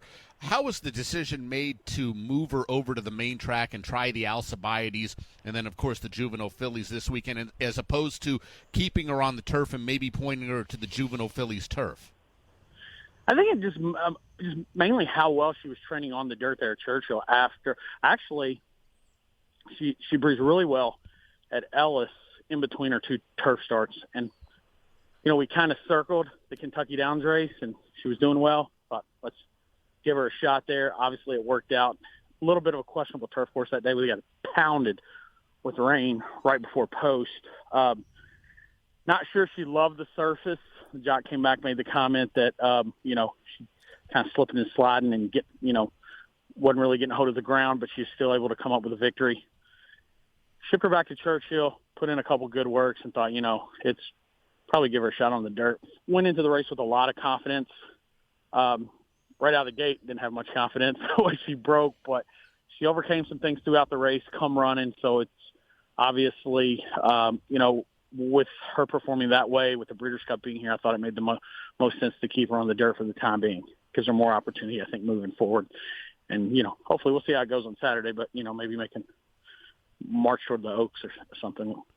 That versatility is kind of a mark of a good horse. I mean, she took all the kickback and ran through that, and the fact that you mentioned she didn't really care for the turf course at Kentucky Downs with the rain, and she came through that with flying colors. I mean, what a cool filly to have that can handle whatever you throw at her.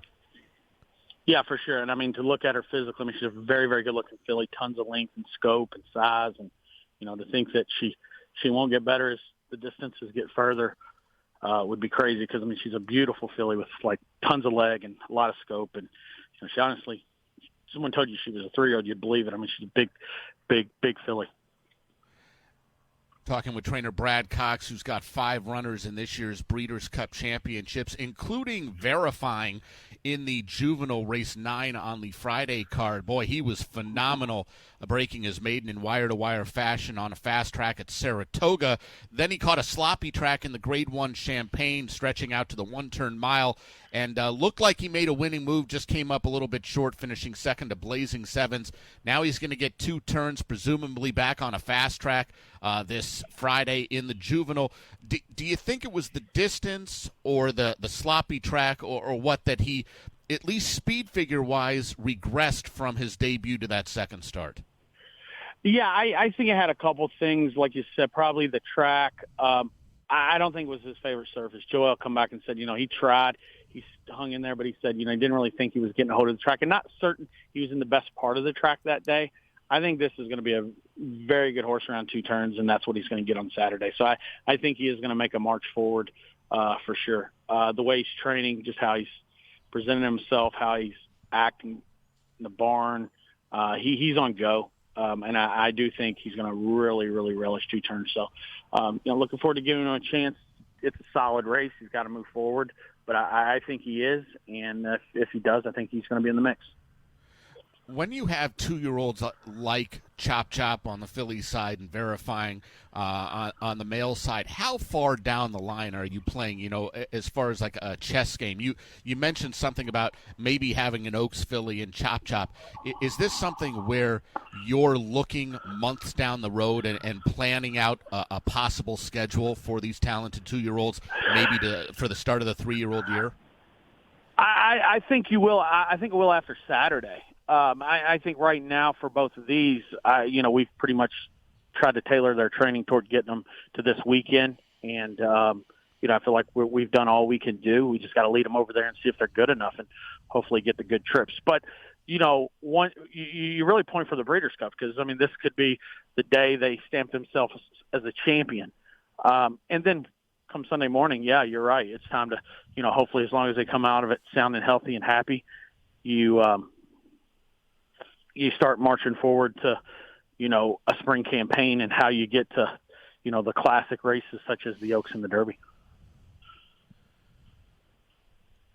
Brad, you mentioned a little bit about Cyberknife running Saturday in the Dirt Mile. He will certainly be a shorter price in that race than he would have been in the Classic. Are there plans for Cyberknife after this? Hopefully, I'm saying this on a very selfish note. We are hoping he is not retired after his 3-year-old campaign, but what are the plans as far as 4-year-old for Cyberknife? Well, to my knowledge, he will be retired to stud. That does not mean that he cannot.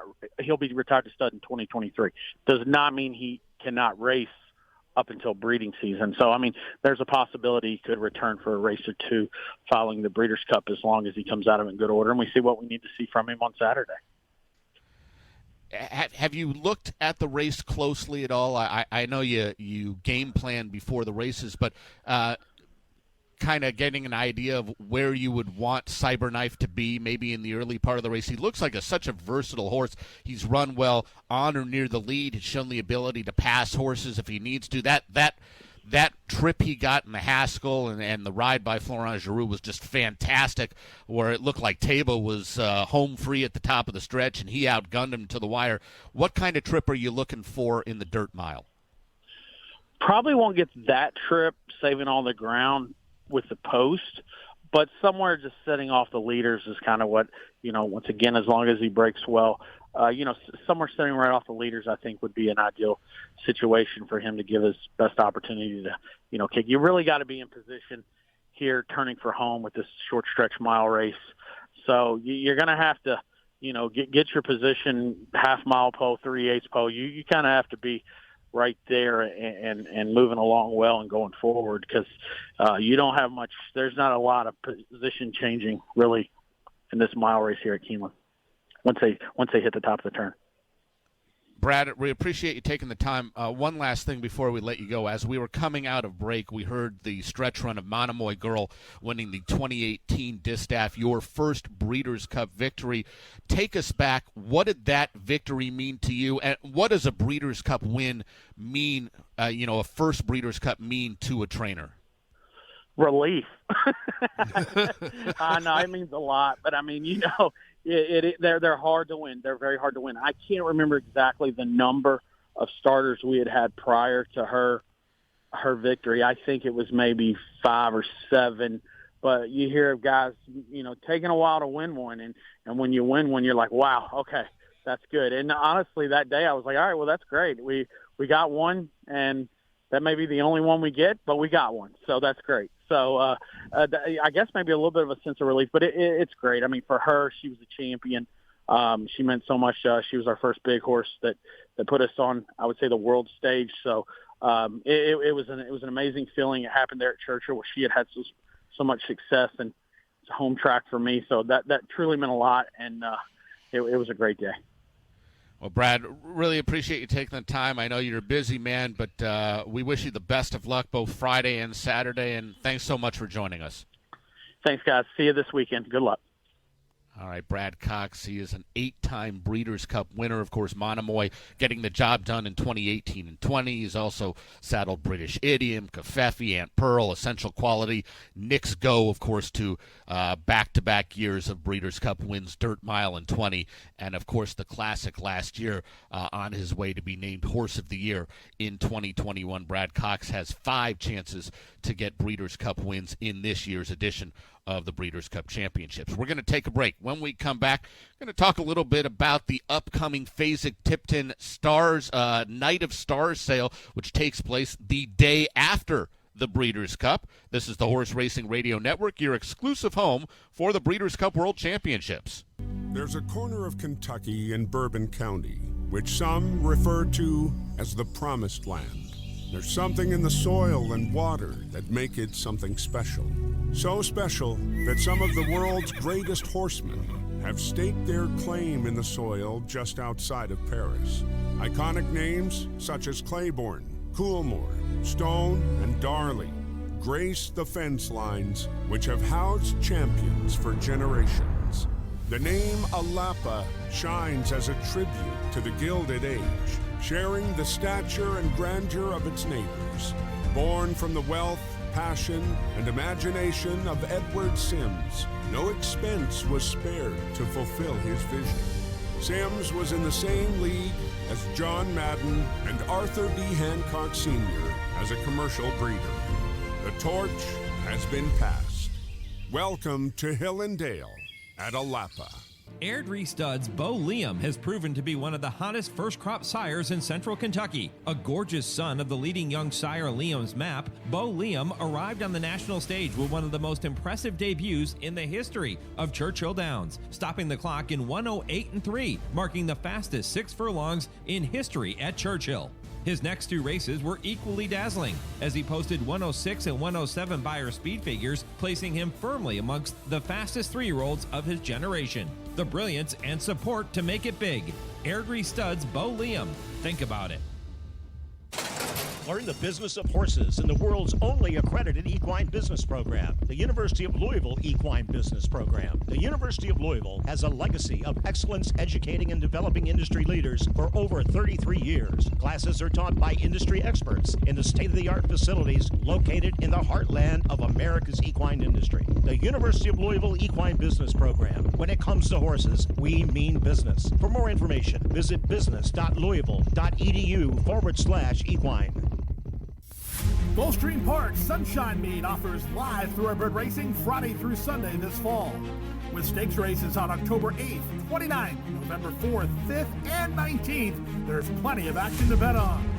Join us for thrilling action around every turn and delectable hospitality. And enjoy the races outdoors at the new Carousel Club, or cool off at a private suite, or our trackside restaurants and pubs. For reservations, tickets, and more, head to GulfstreamPark.com. Undefeated Iowa-bred Tyler's Tribe is on his way to the Breeders' Cup. And this summer, Iowa Derby winner Ain't Life Grand competed in the Travers Stakes. Iowa breds are raising Iowa's standards. With a steady increase in the Iowa foal crop and lucrative 12% Breeders' Awards for first place and 6% for second through fourth, it's easy to see why. The Iowa Stallion Auction is December 3rd through 12th. It's the only stallion auction that has paid out $165,000 to stallion owners to date. Visit iowathoroughbred.com. This is Eclipse Thoroughbred Partners Week on HRRN. Eclipse Thoroughbred Partners, from New York to Kentucky to California to Royal Ascot. There's a reason our racing partners believe big. May have run down Dr. Shevel at the end.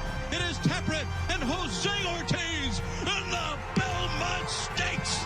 And quick, Susie and Gary Carroll have won the Queen Mary. Queen Goddess all the way in the American Oaks.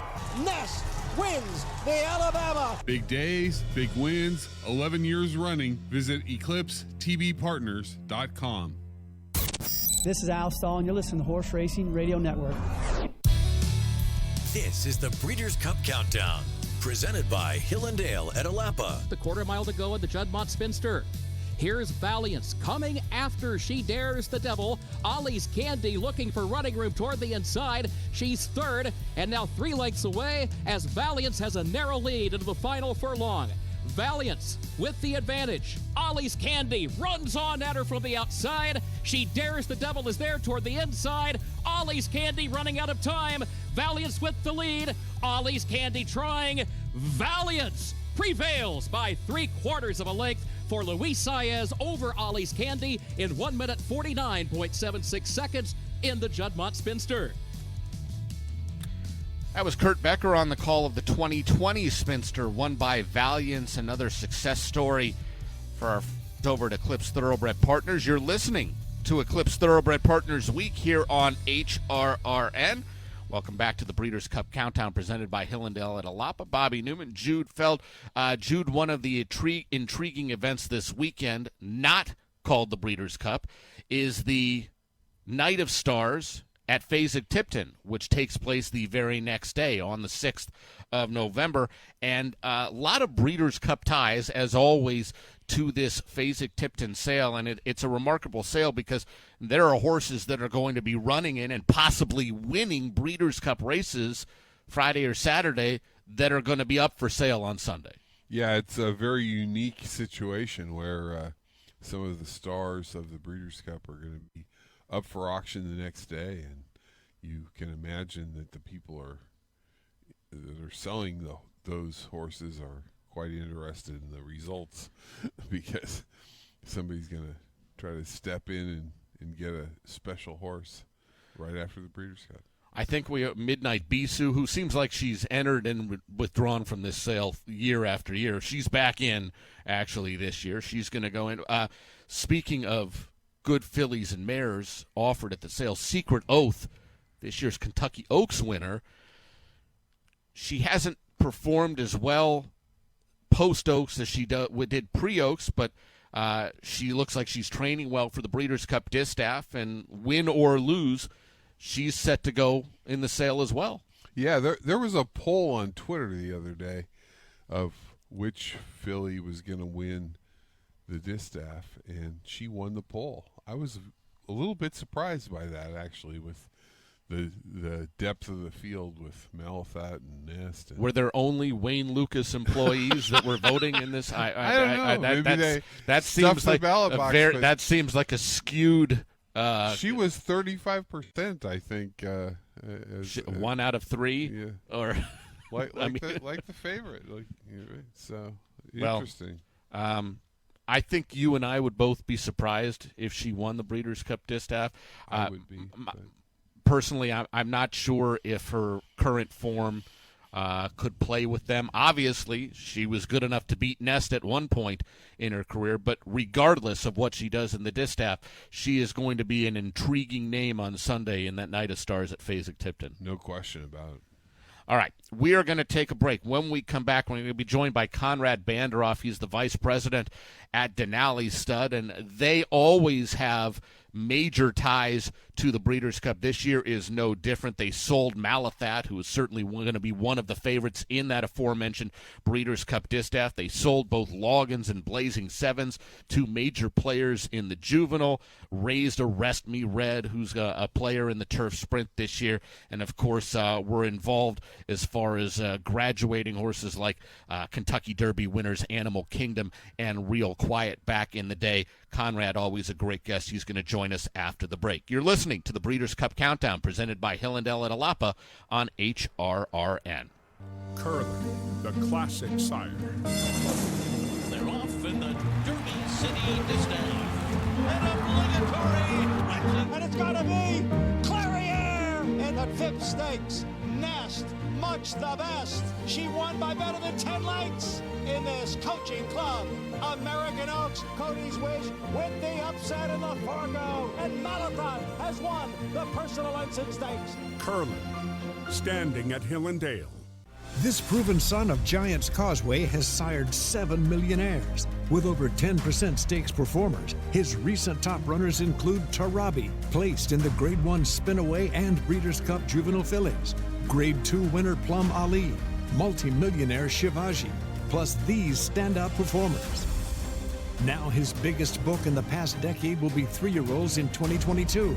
A proven value sire, First Samurai, standing at Claiborne Farm. Gulfstream Park Sunshine Meet offers live thoroughbred racing Friday through Sunday this fall. With stakes races on October 8th, 29th, November 4th, 5th, and 19th, there's plenty of action to bet on. Join us for thrilling action around every turn and collectible hospitality. And enjoy the races outdoors at the new Carousel Club, or cool off in a private suite, or our trackside restaurant and pub. For reservations, tickets, and more, at thegulfstreampark.com. For more than 4 decades, Kip Elzer's Kirkwood Stables has developed a reputation as a top pinhooker with an exceptional ability to prep 2-year-olds. Kip's travels to Europe and New Zealand have opened numerous opportunities, which he is excited to share with all of his clients as he invites you to be part of his newest venture and reap the benefits of his lifelong experience, from steeplechasing to pinhooking, breeding, racing, and everything in between. We're going to do more partnerships. I think a lot of people are learning that when you have success, it's fun to share. That's probably what we're going to do more with. Other than that, it's just various areas, whether it's yearlings, weanlings, horses of racing age, just trying to find good value in the market, find a good horse, go on, make some money, and have some fun. Contact Kip today at kirkwoodstables.com to discuss new, exciting ideas for your equine investments while experiencing more fun participating in the upside. Want to get the latest HRRN content directly on your computer or mobile device? Then subscribe to our podcast using the Podbean app or Apple Podcasts. Just go to hrrn.podbean.com on your computer and click follow, or download the Podbean app and search HRRN. You can also find us on Apple Podcasts and listen to our latest episodes anytime. Don't miss a thing. Subscribe to our podcasts today. Hi, I'm Richard Migliori, and I love listening to Horse Racing Radio Network. Good night, Barbados. This is the Breeders' Cup Countdown, presented by Hillendale at Xalapa. Royal Academy and Lester Pickett are 6 lengths off the lead, but they're launching their rally now as they come down to the final furlong. It's all Greek to me as a short lead, expensive decision, battling back, mark of distinction. Royal Academy is thundering down the center of the turf course, and Steinman is fifth. They're coming down to the finish. Lester Piggott flailing away at Royal Academy. It's all Greek to me toward the inside. Here's the wire. Head bobbing finish. Royal Academy does it, and the living legend out of retirement, 54-year-old Lester Piggott pulls off the upset here. Tom Durkin's stretch call, the 1990 edition of the Breeders' Cup Mile, won by Royal Academy. He was a champion in both England and Ireland. Of course, 54-year-old Lester Piggott aboard Royal Academy, who nailed It's All Greek to Me in the final strides to get up and win that Breeders' Cup Mile. Welcome back to the Breeders' Cup Countdown presented by Hillendale at Xalapa. Bobby Neuman, Jude Feld, pleased to be joined now by Conrad Bandaroff. He's the vice president of Denali Stud, and their ties, Conrad, to Royal Academy, the fact that he was one of your yearling sales graduates, albeit maybe a little before your time at the helm. But what does it actually mean to be a yearling sales grad? Yeah, so Royal Academy was one of the horses that really kind of helped start to put Denali Stud on the map, and we sold him as a yearling, and he was obviously bought by the Sangsters and the Magners, and went on to be a dual champion. And while I might not have been alive to watch him race, I've certainly watched replays. So no, he came through our yearling program, and we sold him at a yearling at the July Keeneland sale. So you mentioned the yearling program. What does that involve? How early are you getting these horses, and what exactly does the program entail? Well, it varies really. We obviously, our farm in Paris sits situated on 800 acres, and we raise about a full crop, about 90 foals every year, and probably about 70 to 80 of those, or 70 to 75, will go into our sales prep program, or our yearling program, where we'll prepare those horses for auction.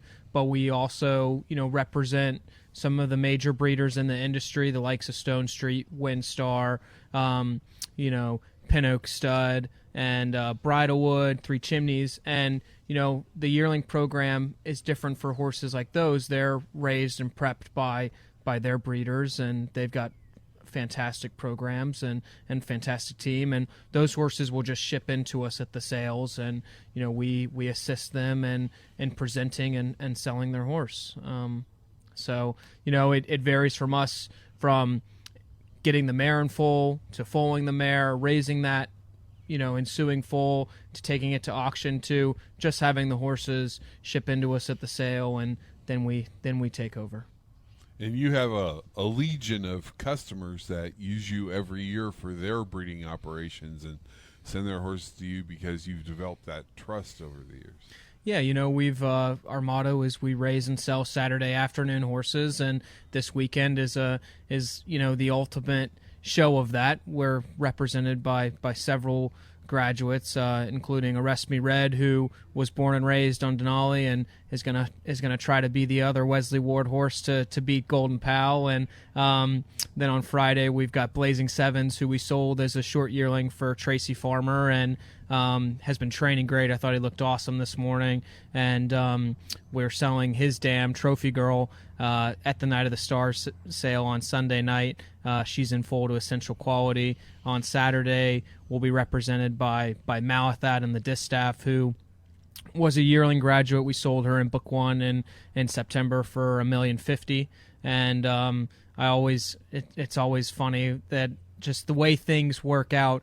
I remember before Malathat sold, we had a pretty good idea that she was going to sell well, and Todd and Aaron Wellman at the time of Eclipse came into the back walking ring right before Malathat was going to go into the chute to go into the ring, and Todd kind of said, is it me or is it just a little quiet around here? And we had a decent idea that we thought Sheikh Hamdan was on her, and we said, no, you're going to have some competition, and Shadwell obviously bought her, and it's just funny how the way things work out, that Todd ended up getting to train her after Kieran McLaughlin retired from training. So I love Malathat. She's a personal favorite of mine, and can't wait to watch her compete on Saturday. Yeah, she's going up against Aaron Wellman and Ness, right? So it's always...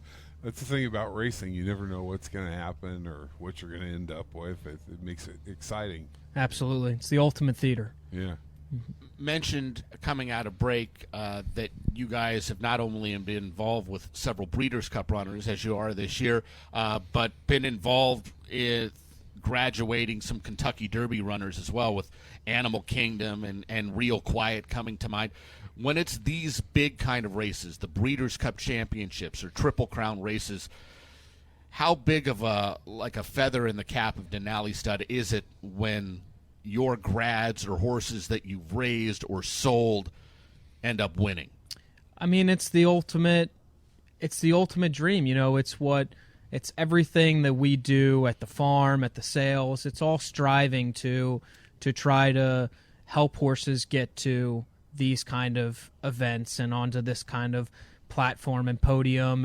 And we're just fortunate to play a small role in their careers. And when you've raised a horse like Animal Kingdom, you like to think that, there's probably nothing that we did that made him who he was as an athlete, but we were able to stay out of his way and help him on his path and his early education, as far as how he's handled and his mind and his mental disposition, and a lot of that imprinting that we work with them as a foal. They're starting to get handled, and you're starting that imprinting from such a young age, only a few hours old, and but it's a testament to your team. It's a testament to your land and your farm and to the program and the type of horses that you raise and that you present at market. And so to have horses in the Kentucky Derby, the Kentucky Oaks, the Breeders' Cup, I mean, that's why we get up every morning. This is our passion, and raising these type of horses is what keeps us going.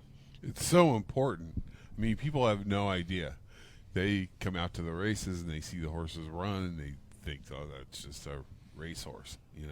All the stuff beforehand, before getting to the track, is super important. I mean, the way you handle the horses and what you do with them. So many horses don't get the breaks that somebody that sends their horse to you get, right? Mm-hmm. I mean, there's things that you have to take care of and understand and teach the horse before they get to the racetrack, because sometimes people send horses in and that they were not handled properly, and you have to go through the motions of retraining them and re-breaking them and getting their minds right before they can actually even breeze 3/8 of a mile.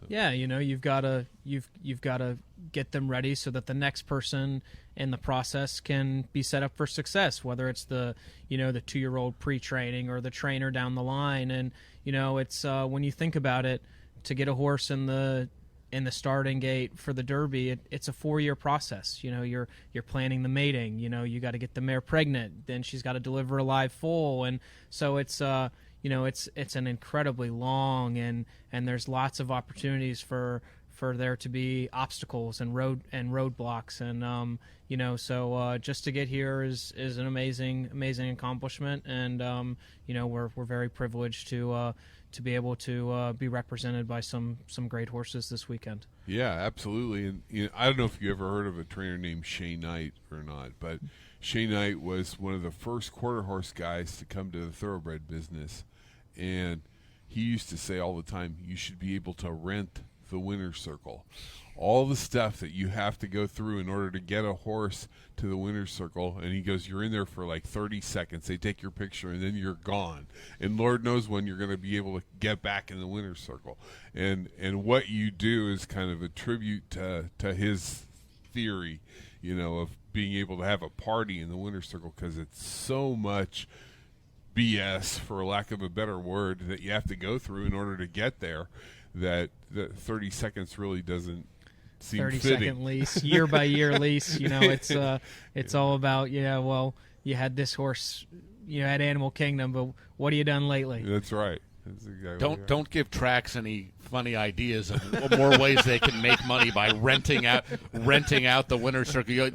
People would pay for that. But then say, you've won the race. We're going to take your picture here on the main track, unless you pay and you'd like to be in the winner's circle. Well, you pay. I give tours here at Keeneland once in a while, and I always take the people down to the winner's circle, and I go, you guys are standing in the winner's circle. You usually have to spend millions of dollars in order to stand here, and you're getting it for nothing. So enjoy it. And they take pictures, and it's great. Well, Conrad, we really appreciate everything you do.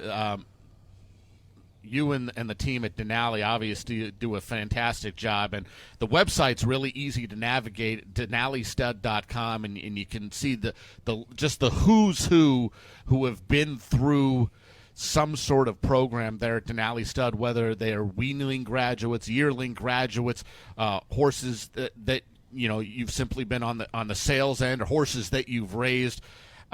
Just for years and years and years, decades of excellence, and you and your team continue to do a great job. Wish you nothing but the best of luck with the runners that you're represented by this Friday and Saturday, and what you're mentioning with the Fasig-Tipton sale coming up. Yeah, thanks for having me on, guys. Looking forward to a great weekend of racing, and then a couple busy weeks with the Fasig and Keeneland November sales. So appreciate it.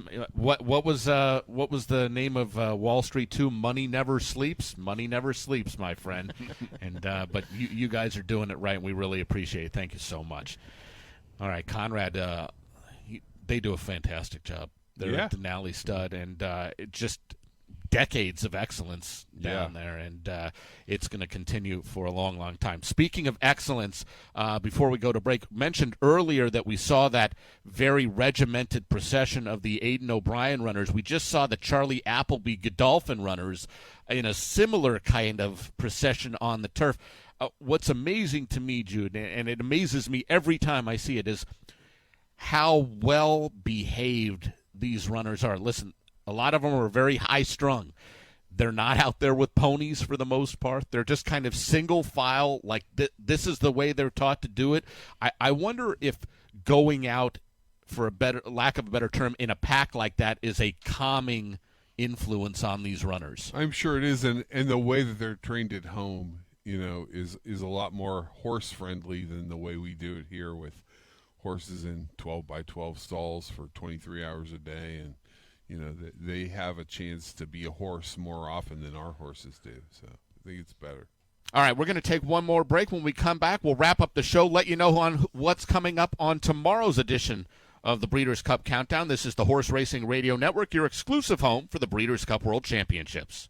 There's a corner of Kentucky in Bourbon County, which some refer to as the Promised Land. There's something in the soil and water that make it something special. So special that some of the world's greatest horsemen have staked their claim in the soil just outside of Paris. Iconic names such as Claiborne, Coolmore, Stone, and Darley grace the fence lines which have housed champions for generations. The name Xalapa shines as a tribute to the Gilded Age, sharing the stature and grandeur of its neighbors. Born from the wealth, passion, and imagination of Edward Sims, no expense was spared to fulfill his vision. Sims was in the same league as John Madden and Arthur B. Hancock Sr. as a commercial breeder. The torch has been passed. Welcome to Hill and Dale at Xalapa. Racing at Keeneland continues with the 2022 Breeders' Cup. Get in on the action and wager with Keeneland Select. New accounts receive a special $100 back after you wager $200 on Keeneland Racing. Wager a total of $300 in the first 30 days and earn another $100 back with a standard sign-up bonus. Sign up at KeenelandSelect.com. Keeneland Select, mobile betting that gives back. Go to KeenelandSelect.com. Family run since 2001, Mulholland Springs has established a reputation for raising, selling, and racing top-class horses, including Grade 1 winners Bodie Express, Never Retreat, and Malibu Mint, along with 2022 leading juveniles and Tell Me No Lies and Cave Rock. Mulholland Springs is also proud to have bred and raised Breeders' Cup sprint contender Manny Wah, winner of Keeneland's Grade 2 Phoenix. Maintaining a high level of individual care and attention to detail for each horse. Visit us at mulhollandsprings.com. Coming down to the finish, and it will be Matole. The level of racing that he's achieved is extremely rare. The quality fields that he's beat. That's what makes him the fastest horse in the world. The final time was a new stakes record. Matole